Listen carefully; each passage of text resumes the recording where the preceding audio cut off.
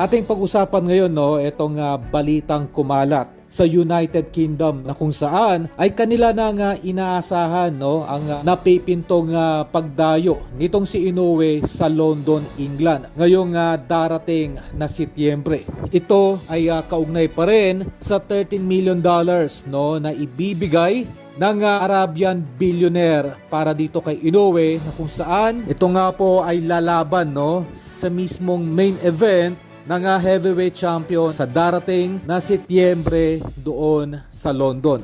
Okay? At ang nasabing pagdayo ni Inoue isang panibagong hamon para dito sa 2-division undisputed champion. Dahil ito mismo ay kinumpirma na ng kampo ni Inoue na kung saan ay sila ay dadayo na nga po doon sa United Kingdom para sa nasabing laban. Hindi po kasi matanggihan ng Japanese promoter ni Inoue na si Ohashi ang $13 million na inaalok na bayad para sa alaga nitong si Inoue. Kung magkataon, ito po ang first time nakikita ng ganong kalaki ang nasabing hapon. Kung maalala, ito yung dinadahilan parate ni Naoya Inoue na kung saan daw ay maliit daw ang alok na ibinibigay ng Amerika sa kanya. Kaya ito ay hindi pa dumadayo muli sa Amerika, partikular sa Las Vegas. Sa madaling salita ay no choice itong si Inoue kundi dumayo ng London dahil sa offer po na dihamak na halos triple sa dati nitong kinikita sa Japan.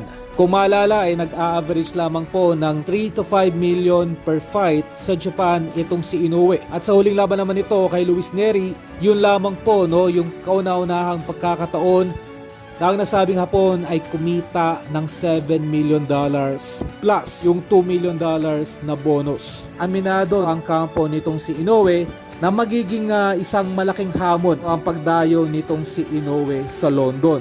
Okay? Inamin mismo nitong si Inoue na nakasanayan na nitong lumaban sa mismong baluarte nito, kung saan ay magkakaroon daw ng malaking adjustments kung magkataon na itong si Inoue ay lalaban sa London. Mula dito ay pinapanukala ng manager nitong si Inoue na ipagpaliban muna ang title defense nito kay Sam Goodman.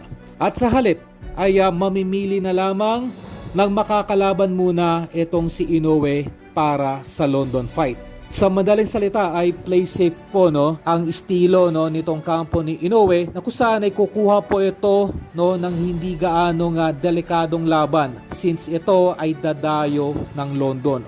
Sa hindi malamang kadahilanan itong si Cuadro Alas po ang napipisil nitong manager ni Naoya Inoue na maaring ikasanga po sa alaga nito para gawing tune-up fight ng nasabing hapon sa London. Okay? So ito yung ironic marahil ay napanood itong manager ni Inoue ang naging laban ng ating pambato dito kay Yukinori Ogoni. Marahil ay inaakala ng nasabing manager ni Inoue na past prime na etong si Casemiro.